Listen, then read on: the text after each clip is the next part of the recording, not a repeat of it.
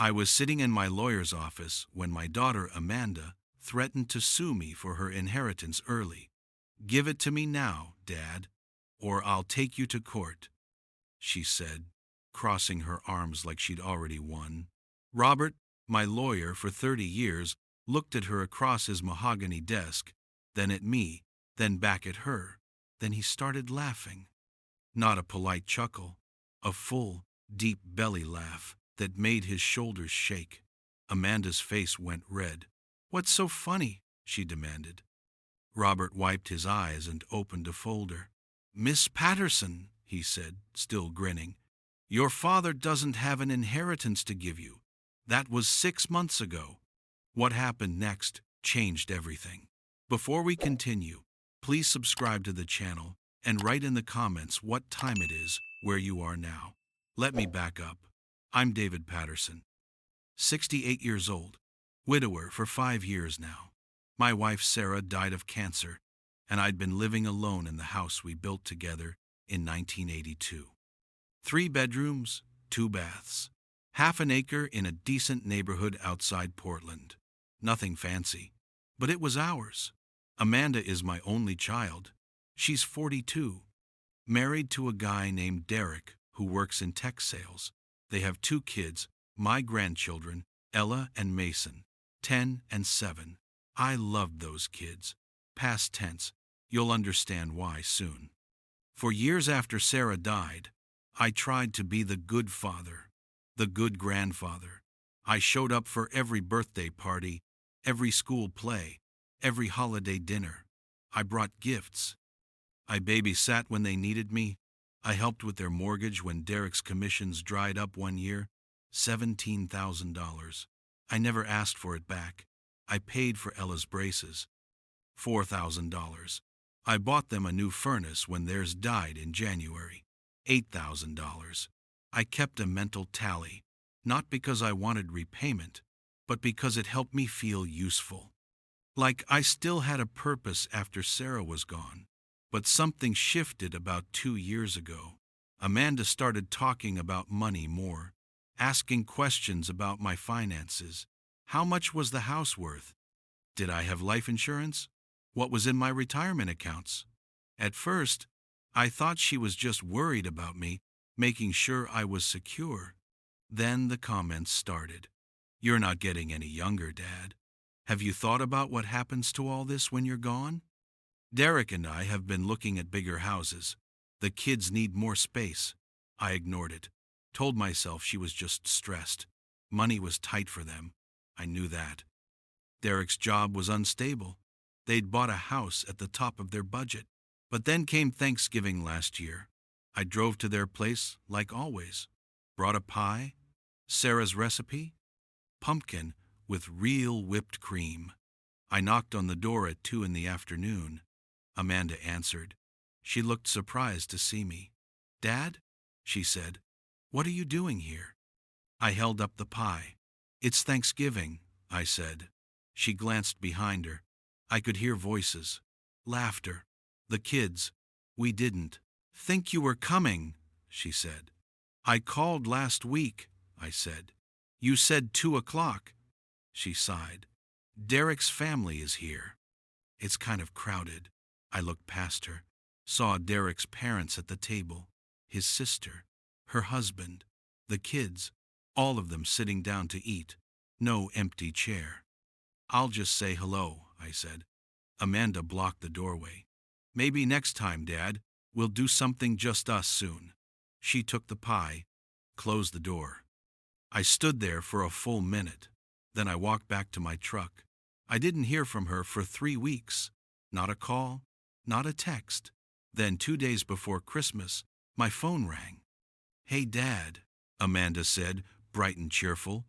"What are you doing for Christmas?" "Nothing planned," I said. "Great. Can you watch the kids Christmas Eve?" Derek and I got invited to this party. It's important for his career. I said yes. I always said yes. I showed up at 6. The kids were already in pajamas. Amanda handed me a list of instructions. Bedtime at 8. No sugar after 7. Call if there's an emergency. What time will you be back? I asked. Midnight, maybe 1, she said. They got home at 3 in the morning. I'd fallen asleep on their couch. Amanda woke me up. Thanks, Dad. You're a lifesaver. No apology for being late. No asking how it went.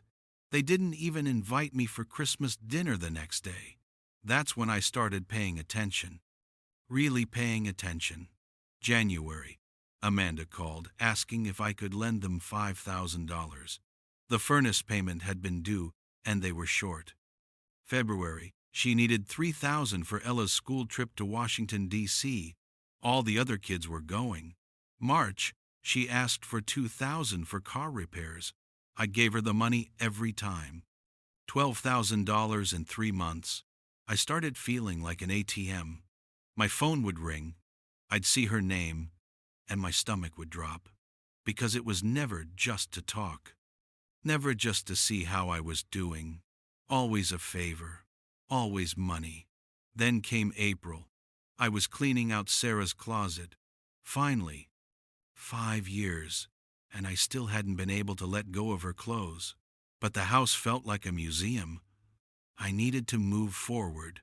I found a box on the top shelf. Inside were letters, dozens of them. Letters Sarah had written to Amanda over the years. Some sent, some not. I sat on the bedroom floor and read them. One was dated 3 months before Sarah died.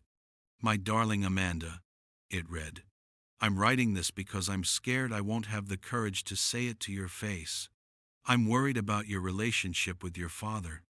I see how you treat him, like a resource, not a person. He would give you anything, do anything for you. But love shouldn't be measured in dollars. When I'm gone, he'll need you more than ever. Please, don't let him be alone. Please remember that his worth isn't in his wallet. I folded the letter, put it back in the box. Sarah had seen it, years before I did. She'd known. That hurt worse than anything. I spent that night going through my bank statements, adding up every dollar I'd given Amanda since Sarah died. $47,000 in 5 years. Not counting the times I'd paid for dinners, bought groceries, filled up her gas tank. I wasn't angry. Not yet. Just sad. Tired. I felt like I'd been running a race nobody told me I was in. May came. Mother's Day weekend. I called Amanda on Saturday. Want to do something tomorrow? I asked. Can't, she said. We're taking Derek's mom to brunch. I could come, I said. Silence. Then, it's kind of a small reservation, Dad. Maybe we can do something next weekend. Next weekend never happened. I spent Mother's Day alone, looking at photos of Sarah. She would have known what to do, how to fix this. I didn't. June. Amanda called on a Wednesday afternoon. Dad, we need to talk, she said. My heart jumped. Finally. Maybe she'd realized how distant we'd become. Maybe she wanted to reconnect. Sure, I said. Want to come over for dinner? Actually, can you come here? Saturday at 2? Saturday, I drove to their house, nervous, hopeful. Amanda met me at the door. Derek was there too. That was unusual. The kids were gone. Where are Ella and Mason? I asked. At Derek's parents', Amanda said. We wanted to talk to you alone. We sat in their living room. I noticed the new furniture. Leather couch. Expensive-looking coffee table. Amanda and Derek sat across from me. She had a folder in her lap. Dad, she started, we've been doing a lot of thinking about the future, about finances. Here we go, I thought. Another loan. How much do you need? I asked. Amanda blinked. What? No, we don't need money. We need to talk about your money. I didn't understand. We've been looking at your situation, Derek said. He pulled out papers from the folder. You're 68. You own your house outright. You have retirement savings. Life insurance, investments. How do you know all that? I asked. I still have access to your online banking, Amanda said. From when you asked me to help pay bills after Mom died. My stomach turned. That was 5 years ago. Temporary. The point is, Derek continued, you're sitting on a lot of assets. Assets that, frankly, you don't need. Assets that will eventually be Amanda's, she added. And given our current financial situation, it would make more sense for you to transfer some of those assets now, while we can actually use them. I stared at them. You want me to give you your inheritance early? Not all of it, Amanda said quickly. Just enough to help us buy a bigger house, get out of debt, set up college funds for the kids. You don't need that big house anymore. You could sell it, move into a smaller place, or even assisted living. Then you wouldn't have to worry about maintenance. I don't need assisted living, I said. I'm 68, not 90. But eventually you will, Derek said. And this way, you'd be helping your family now, when it matters. I looked at my daughter, searched her face for some sign that this was a joke, some awareness of how insane this sounded. Nothing. She believed this, really believed it. What if I say no? I asked. Amanda's expression hardened. Then we'll have to consider legal options. Legal options? We've consulted with a lawyer, Derek said. There are ways to challenge financial decisions if we believe you're not acting in the family's best interest, especially as you get older. Mental competency issues, that kind of thing. My hands started shaking. I pressed them flat on my knees. You're threatening to sue me? We're exploring all options, Amanda said. But it doesn't have to come to that. If you just agree to help us now, we can avoid all the ugliness. I stood up. I need to think about this. Don't think too long, Derek said. Our offer on a house is contingent on having a larger down payment. We need an answer by the end of the month. I left, drove home in a daze, got to my house, walked inside, and stood in the kitchen Sarah and I had renovated together in 1995. The cabinets she'd picked out, the tile floor we'd laid ourselves over one long weekend, and I started to get angry.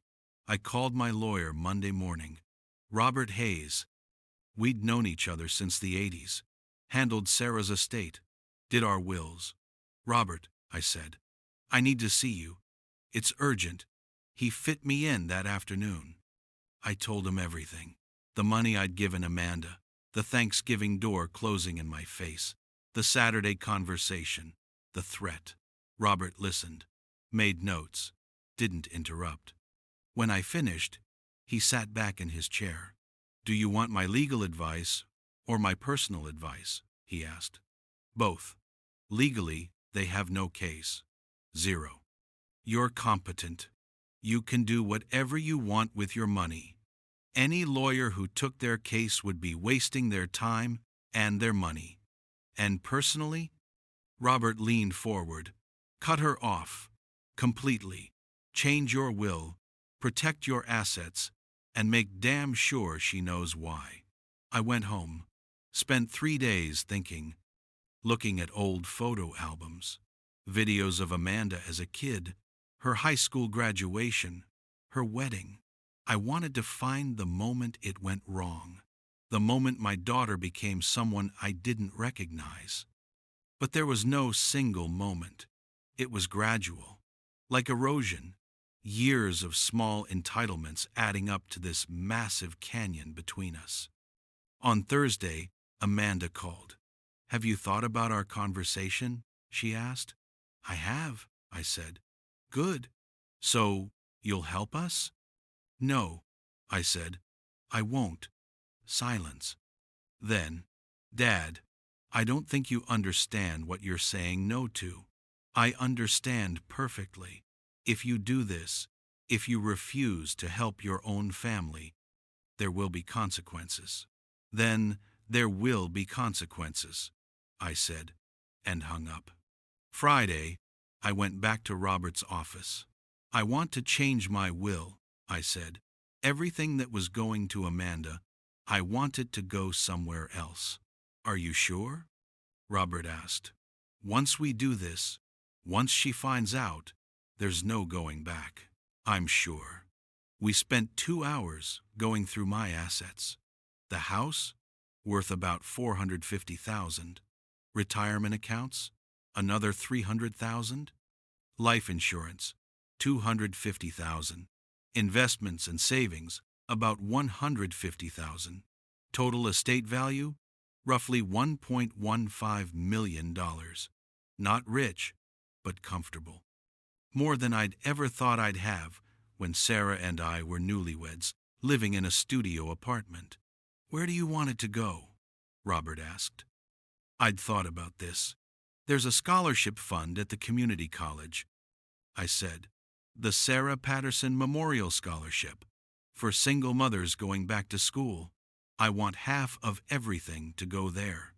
And the other half? Split it between 3 charities. The Women's Shelter downtown, the Food Bank, and the Free Clinic. Robert wrote it all down. What about your grandchildren? He asked. Nothing for them either? That hurt.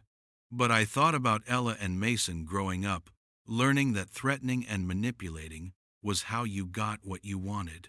Nothing, I said. Maybe someday Amanda will teach them that money isn't everything. But I won't fund that lesson with mine. We drafted the new will. I signed it. Robert filed it with the court. It was done. I felt lighter, sadder, but lighter. I drove home, poured myself 2 fingers of the scotch Sarah always said I saved for special occasions, and sat on my back deck. It was June. The garden was blooming. Sarah's roses. I'd kept them alive all these years. Barely. But they were still there, still blooming. I thought maybe that was enough. 2 weeks later, my phone rang. Amanda. I almost didn't answer. What? I said. We need to talk, she said. Her voice was different. Strained. I don't think we have anything to talk about. Dad, please. I'm sorry about how we approached things. Derek and I talked, and we realized we came on too strong. Can we start over? I didn't believe her, but I was curious. Start over how? Come to dinner this weekend. Just family. No agenda. Please. Something in her voice made me agree. Maybe hope. The stupid, stubborn hope that maybe she actually meant it. Saturday came. I showed up at 6. Rang the doorbell. Ella answered. Grandpa! She yelled and hugged me. That felt good. Mason came running. Did you bring us anything? He asked. Amanda appeared behind them. Mason, that's rude, she said, but she was smiling. Come in, Dad. Dinner's almost ready. The house smelled like pot roast. Sarah's recipe. Amanda had made Sarah's pot roast. I felt something crack in my chest. Maybe this was real. Maybe we could fix this. Derek shook my hand. Good to see you, David. We sat down to eat. The kids chattered about school, about summer plans, about wanting to go to the coast. Normal. It felt normal. Then Amanda said, Kids, go watch TV in the living room. The adults need to talk. They left. The 3 of us sat there. So, Amanda said, have you thought any more about helping us out? And there it was. The real reason for the dinner. The pot roast. The smiles. I put down my fork. I told you no, I said. I know, but we thought if we explained the situation better, Derek started. I understand the situation perfectly, I said. You want my money. You feel entitled to it. And when I said no, you threatened to sue me. We were just exploring options, Amanda said. We never actually. You consulted a lawyer about having me declared incompetent. My voice was calm, flat. That's not exploring. That's attacking. Derek's jaw tightened. We're family. Family helps each other. I've given you $47,000 in 5 years, I said. I paid for your furnace, your daughter's braces, your car repairs. I watched your kids on Christmas Eve while you went to a party and came home at 3 in the morning. What exactly have you done for me? Silence.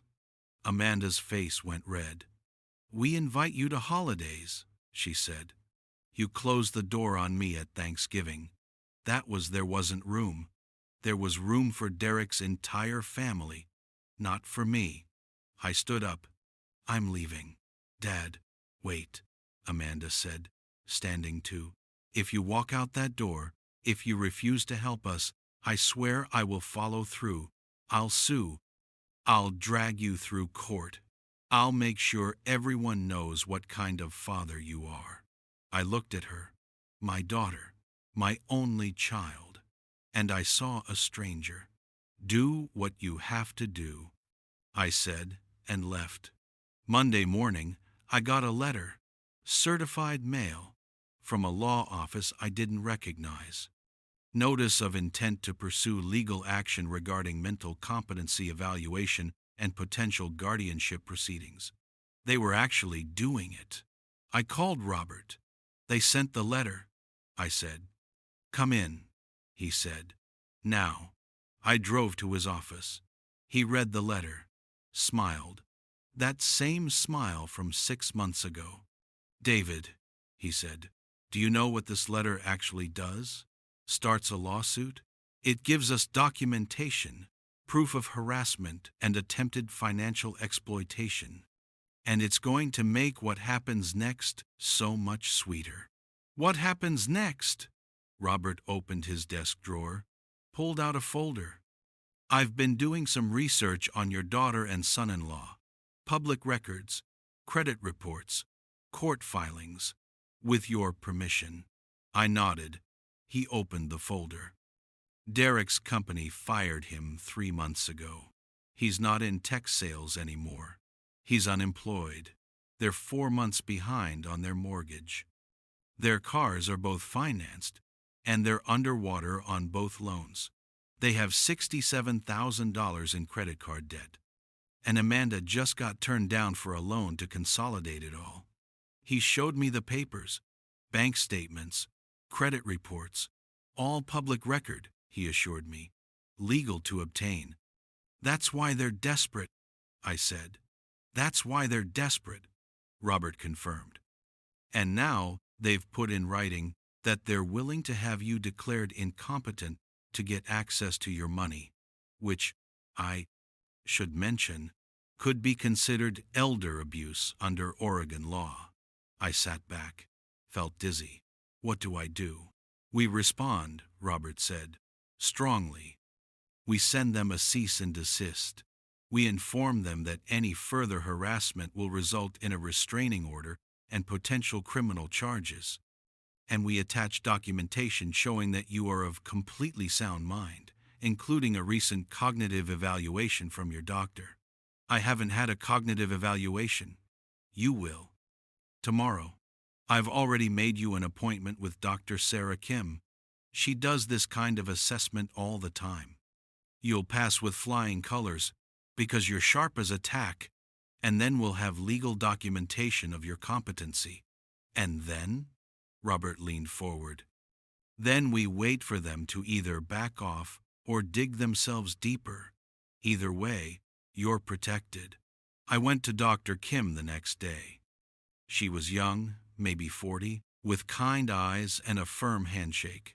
She spent 2 hours testing my memory, my reasoning, my ability to manage finances. I was nervous, but I did fine. She told me so. Mr. Patterson, you're cognitively healthier than most 50-year-olds I see. There's no indication of any decline or impairment. You are fully capable of managing your own affairs.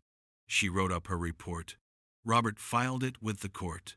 Then He sent the cease and desist letter to Amanda and Derek's lawyer. 3 days later, Amanda called. I didn't answer. She left a voicemail. Dad, this is getting out of hand. We don't want to fight with you. Just call me, please. We can work this out. I didn't call back. 2 days after that, Derek called from an unknown number. I answered by accident, thinking it might be a doctor's office. David, it's Derek. Don't hang up.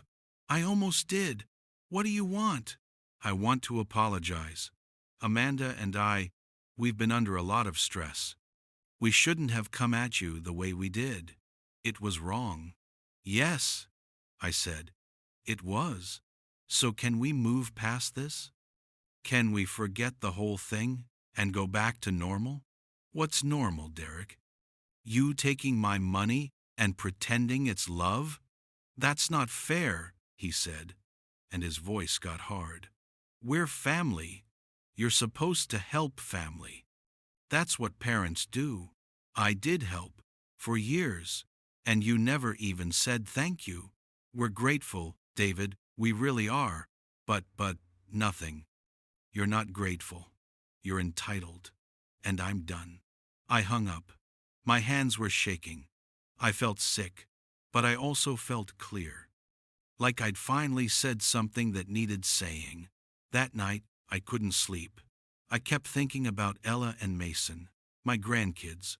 I loved them, but they were learning from Amanda and Derek.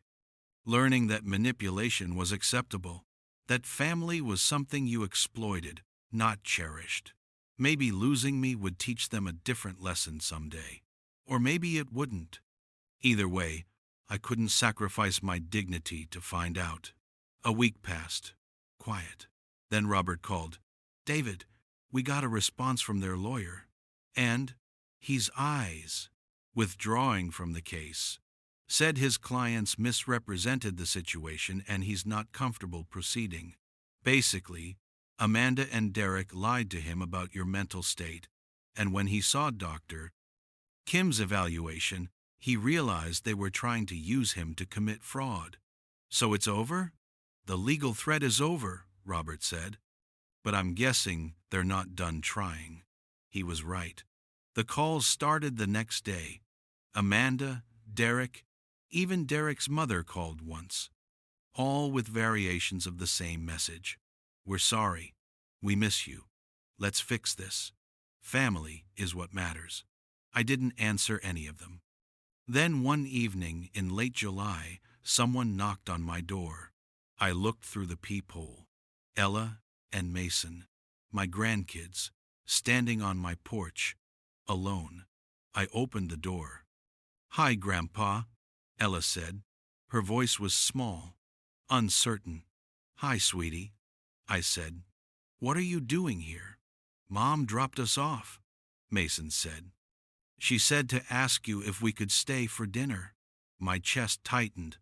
Amanda was using them, sending them to soften me up, to manipulate me through the only leverage she had left. Where's your mom now? I asked. She left, Ella said. She said she'd pick us up in a couple hours. I looked at these two kids. They didn't ask to be born into this mess. Didn't ask to be used as pawns. Come in, I said. I made them grilled cheese sandwiches. We ate at the kitchen table. They told me about their summer, day camp, swimming lessons. Their dad was looking for a new job. Their mom was stressed a lot. They missed seeing me. Why don't you come over anymore, Grandpa? Mason asked. I didn't know how to answer that.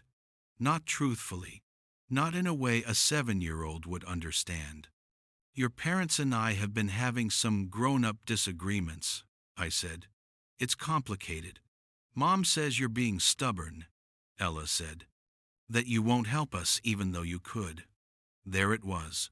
The poison dripped into their ears, making me the villain. Sometimes helping people means letting them solve their own problems, I said. Even when it's hard. 2 hours later, Amanda's car pulled into my driveway. I walked the kids out. Amanda rolled down her window. Did you have a nice time? She asked them. They nodded. Say thank you to Grandpa. They hugged me, told me they loved me, got in the car. Amanda looked at me. See? They miss you. We all miss you. This doesn't have to be so hard, Dad. Just help us, and we can be a family again. We're not a family, I said quietly. We're a transaction, and I'm closed for business. Her face went cold. You're going to regret this. When you're old and alone and you need someone, we won't be there. And it'll be your fault. She drove away. I stood in my driveway and watched the taillights disappear. August came. I heard through a mutual friend that Amanda and Derek's house was being foreclosed on. They'd missed 6 mortgage payments. The bank was seizing the property. They were going to have to move in with Derek's parents. I felt a twist of guilt. Should I help? Was I being cruel? But then I remembered $47,000 in 5 years. The door closed on Thanksgiving. The threats, the manipulation, the letter trying to have me declared incompetent. No, they'd made their choices. Now they got to live with the consequences. September, my birthday, 69. I spent it alone. Made myself a nice dinner, poured a glass of wine, sat on my deck and watched the sun go down. My phone didn't ring. No card in the mail. Nothing from Amanda. For the first time in 42 years, my daughter didn't acknowledge my birthday. I told myself I didn't care. But I did. I cared a lot. I thought about calling her, apologizing, offering to help with the house, anything to get my family back. But then I remembered Sarah's letter. Love shouldn't be measured in dollars. If I gave in now, what would I be teaching? That threats work? That manipulation is acceptable? That I had no boundaries? No. I put my phone away, finished my wine, went to bed. October brought the first cold snap. I was winterizing my garden when my phone rang. Unknown number. I almost didn't answer, but something made me. Mr. Patterson? A woman's voice. This is Jennifer Marsh. I'm a social worker with the Oregon Department of Human Services. My stomach dropped. I'm calling about your grandchildren, Ella and Mason Patterson Willis. What about them? My voice came out strangled. They've been placed in protective custody. We're investigating allegations of neglect. I'm calling because you're listed as their closest living relative outside the immediate household, and we're trying to determine appropriate placement options. I couldn't breathe. Are they okay? They're safe, she said. But I need to ask you some questions about the family situation. She asked about Amanda and Derek, about my relationship with them, about my home situation, whether I'd be willing to take temporary custody if needed. I answered everything, honestly, including the part about the estrangement, about why we weren't speaking. I understand, Jennifer said. We'll be in touch if we need to place the children. In the meantime, you're welcome to visit them at the foster home where they're currently staying. She gave me the address. I wrote it down with shaking hands. What happened? I asked. I can't discuss specifics of an active investigation, she said, but the children are safe. That's what matters. I called Robert immediately. Told him what happened. I need to know what's going on, I said. Can you find out? I'll make some calls, he said. He called back 2 hours later. David, sit down. I sat. Amanda and Derek left the kids alone for 3 days. They went to Vegas. Some scheme to win money gambling to save the house. Left Ella and Mason with $100 and instructions to not tell anyone. A neighbor noticed and called the police. 3 days. Ella was 10. Mason was 7. Jesus Christ, the kids told. Investigators, they were scared that this wasn't the first time they'd been left alone, just the longest. There's also evidence that the utilities in the house have been shut off. No power, no heat. The kids have been living in those conditions for weeks. I felt rage like I'd never felt before. Not the cold, controlled anger from before. This was hot, consuming. Where is Amanda now? She and Derek got back yesterday. They were arrested at the airport. Child endangerment charges. They're out on bail, but the kids are in state custody pending a hearing. When can I see them? Probably tomorrow. I'll set it up. I didn't sleep that night. Couldn't. Just kept thinking about Ella and Mason, alone in that cold, dark house, scared, hungry, waiting for parents who were in Vegas gambling away money they didn't have. The next day, Robert picked me up. We drove to the foster home. A nice place, actually. Clean, warm. The foster mother was a woman in her 60s named Patricia. Kind eyes, gentle voice. They're good kids, she told me. Scared, confused, but good kids. Ella and Mason were in the living room watching TV. When they saw me, they ran over, hugged me, started crying. Grandpa, we didn't do anything wrong, Ella sobbed. I know, sweetheart. I know. Are we in trouble? Mason asked. No, buddy. You're not in trouble. Not at all. I held them while they cried. Patricia brought us hot chocolate. We sat on the couch and I let them talk. They told me everything. About being left alone. About eating cereal and peanut butter for 3 days. About being scared at night with no lights. About the house being so cold they slept in their winter coats. About their mom and dad fighting all the time about money. About hearing their mom on the phone saying Grandpa was mean and selfish and wouldn't help them. I listened, didn't interrupt, didn't defend myself, just listened. When they finished, Ella looked at me with these huge, serious eyes. Grandpa, can we live with you? She asked. I don't want to go back there. Something in my chest broke and healed at the same time. I'm going to do everything I can to make that happen, I said. I promise. The hearing was set for 2 weeks later. Robert filed emergency petitions for custody. The state investigated me. Home visits, background checks, interviews, doctor.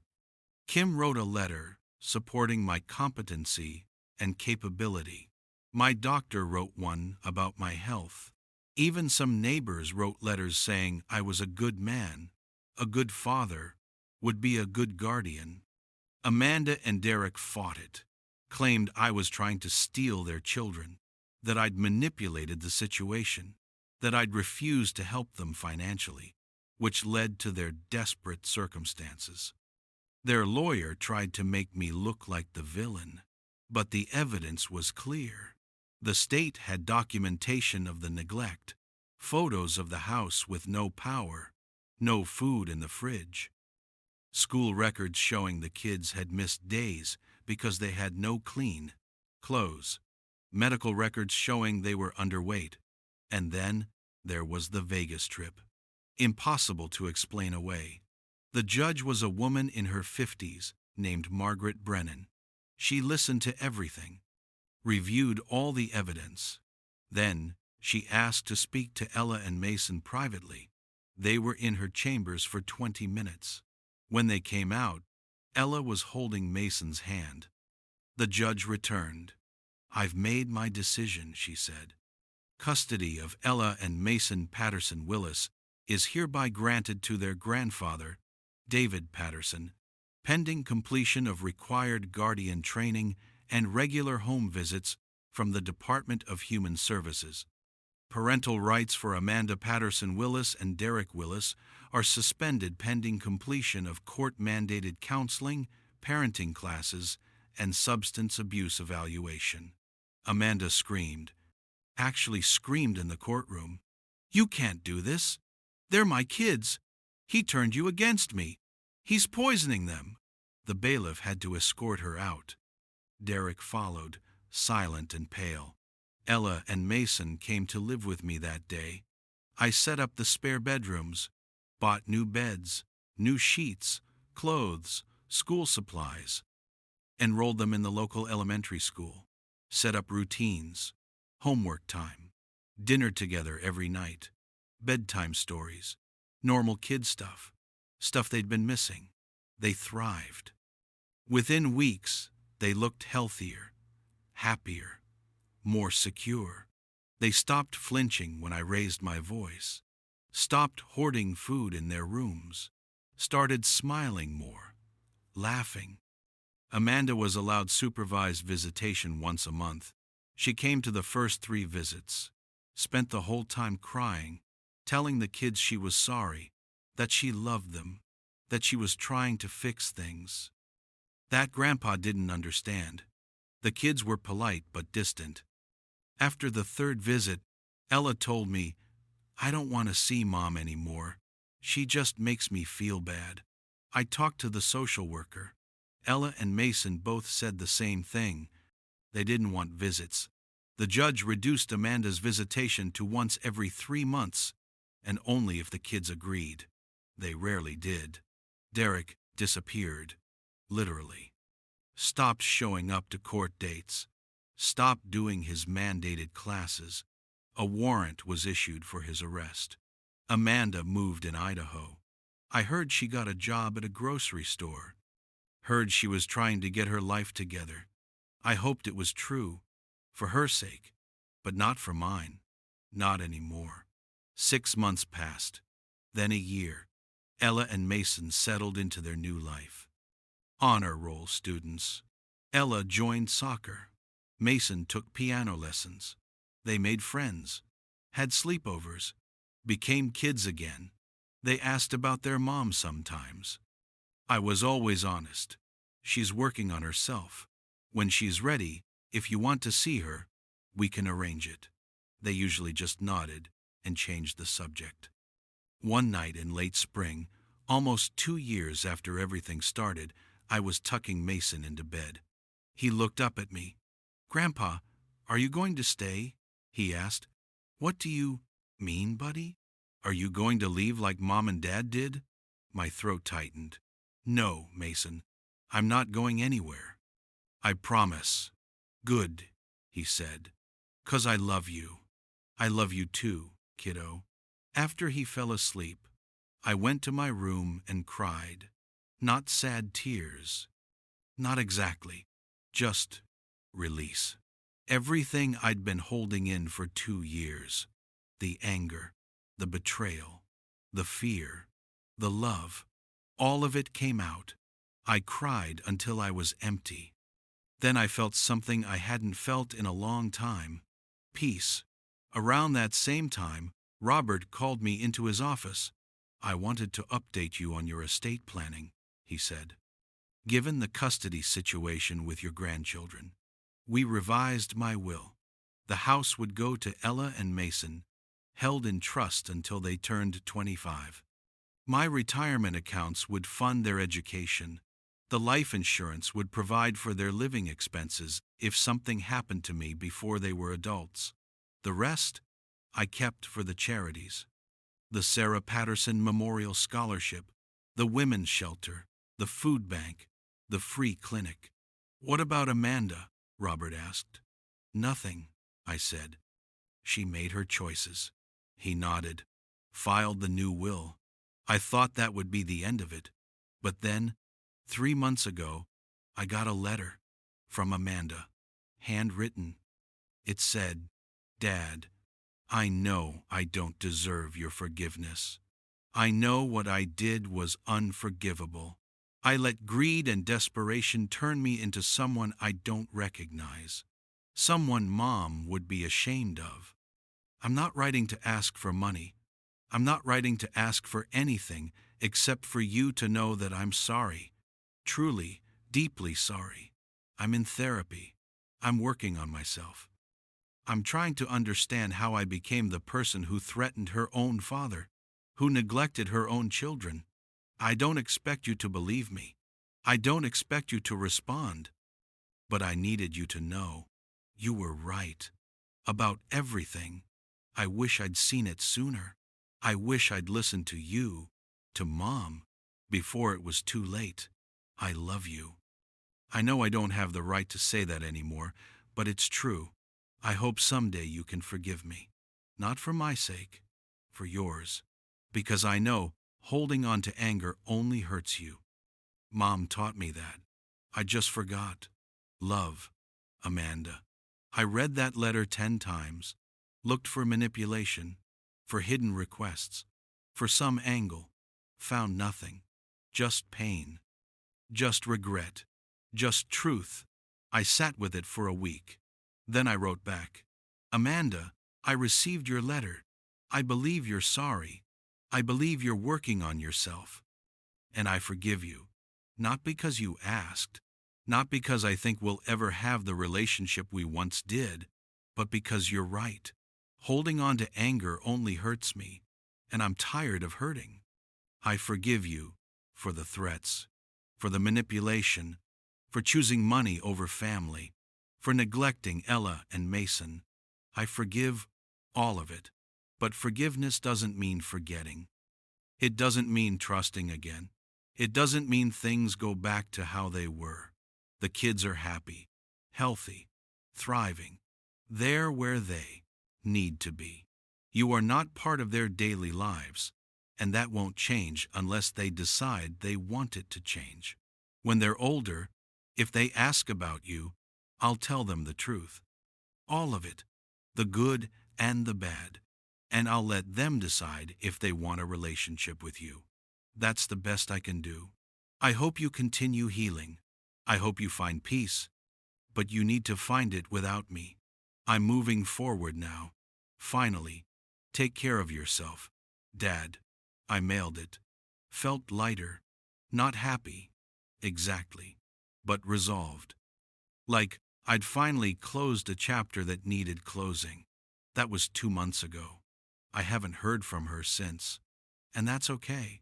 Some stories don't get happy endings. They just get endings. And sometimes that's enough. Now, life is quiet. Good. Ella is 12 now. Mason is 9. They call me Dad sometimes, instead of Grandpa. I don't correct them. We have family dinners, game nights. We take trips to the coast in summer. We visit Sarah's grave together and tell her about school, about soccer games, about everything she's missing. I think she'd be proud of me, of them, of how we survived this. Last week, I got a call from the Sarah Patterson Memorial Scholarship Fund. They'd received a major donation, anonymous, enough to fund 5 full scholarships this year. The director was calling to thank me, thinking maybe I'd made the donation. I hadn't, but I had my suspicions. Maybe Amanda, maybe not. Either way, it was going to help people. Women trying to better their lives, just like Sarah had wanted, just like Sarah would have loved. I'm 69 years old now. I don't have the family I thought I'd have at this age. I don't have my daughter. I don't have the son-in-law I tried so hard to welcome. But I have 2 grandchildren who feel safe in my home, who know they're loved, who are learning that family isn't about money or obligation. It's about showing up, being present, choosing each other every day. And I have my dignity, my self-respect, my boundaries. I have the memory of Sarah and the knowledge that I honored her by refusing to let myself be used, by teaching our grandchildren, through example, that love isn't measured in dollars. That family can be chosen, not just inherited. That sometimes the strongest thing you can do is say no. Would I change things if I could? Would I go back and give Amanda the money? Save her house? Prevent all of this? I don't know. Maybe. But then I think about Ella and Mason, thriving in a home where they feel safe and loved. And I think maybe this was how it had to be. Maybe some people have to lose everything before they can find themselves. Maybe I had to lose my daughter to save my grandchildren. Maybe that's what Sarah meant in her letter, about remembering what matters, about not letting love be measured in dollars. I'm at peace now, finally. Not because everything worked out the way I wanted, but because I know I did the right thing. I stood up for myself. I protected two innocent kids. I honored my wife's memory. And I let go of the anger that was poisoning me. That's all any of us can do, really. The best we can with what we're given. I look at my life now, and I see something I didn't see 2 years ago. I see hope. I see purpose. I see family, real family, built on trust and love and daily choice. And I see that justice doesn't always look like revenge. Sometimes it looks like two kids laughing in the kitchen while they help you make dinner. Sometimes it looks like peace. And sometimes that's enough. If you like this story, please like it, subscribe to the channel, and share your impressions in the comments. To listen to more stories, click on the window on the right. Thank you for being with us.